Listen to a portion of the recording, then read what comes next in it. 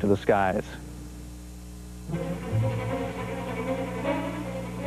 UFOs, unidentified flying objects. What are they, and do alien spacecrafts actually exist?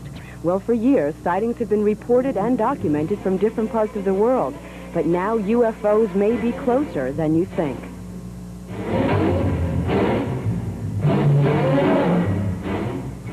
All of these drawings are of UFOs seen at night over the past 12 years outside of Middletown, New York. For the past 5 months, these sightings have been investigated by Harry Liebelson, field observer for the Aerial Phenomena Research Organization in Tucson, Arizona, and contributing editor to the science magazine, Omni. I had been notified through a friend that something strange was going on up in the Middletown area. A young couple up there had been seeing unidentified flying objects, which is what they, quote, said to me. So my curiosity was really baited, and I just decided to investigate it. I have to make observations based on witness testimonies. Harry started talking to people in town and found out a local police officer had one of the first sightings in 1972. The police officer was willing to tell us about his experience, but did not want to be recognizable on camera. I saw this object hovering over the field, my neighbor's field right next door to the house. And I then put my glasses on, and I, oh, mother of God, look at this thing. And you'd actually see this saucer-shaped vehicle hanging in the sky, but what really impressed me was the fact that it had this pulsating glow around, like it went from a bright scarlet red, and then it would seem to diminish in size when it went down to a greenish color. As we continue to hear the policeman's story, artist Frank Herrick illustrated his description. You could feel the hair stand on the back of my neck. I've never seen anything like it. I watched it for close on to an hour, and all of a sudden it just disappeared. Harry also received testimony from Butch Hunt, who claims to have seen a similar object in great detail, but from a different angle. You and how many other people were with you? Well, there was 5 of us in the car. Uh-huh. And we were coming from that direction, and we saw the ship come right over that hill. We stopped on the bridge. This bridge, okay. Got out, and by that time it was right over us, and made sort of like a whooshing sound. Oh, maybe like a fan. Butch said the object flooded the bridge with light. It appeared to be about 100 feet wide and was so close he could have hit it with a rock. These people have not panicked, as Orson Welles' War of the Worlds would seem to indicate. They're very sensible about it, and they've agreed to live with the phenomena. Even though some of the sightings occurred quite some time ago, they are by no means the only sightings. Recently, Harry documented a great deal of activity that adds to the list of strange occurrences.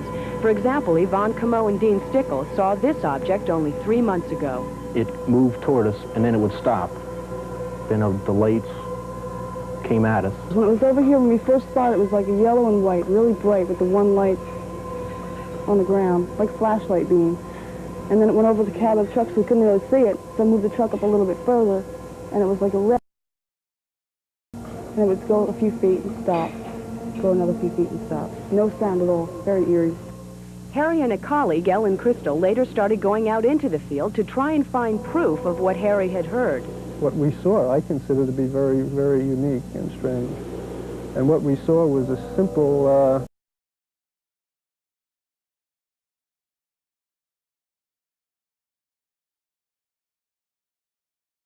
something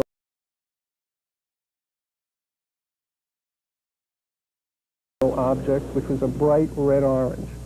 The light was so intense, no definition could be made as to what it was, except that it was a huge glowing mass that seemed to be following us.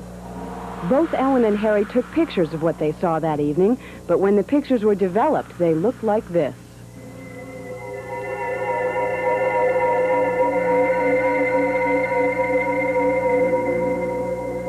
I worked for a while as a freelance photojournalist, so I consider my darkroom knowledge to be, pretty well defined. And I know from my own experience of working with color film that nothing like this was caused by a development defect. Since that first sighting, they have claimed to have seen a number of other unidentifiable objects taking these shapes, none of which they were able to record on film. The last 6 rolls of film that we've had processed, and we have processed these films with a professional laboratory. Nothing has appeared on any of these 6 rolls. There are 24 frames on a roll, so that's what we got, nothing.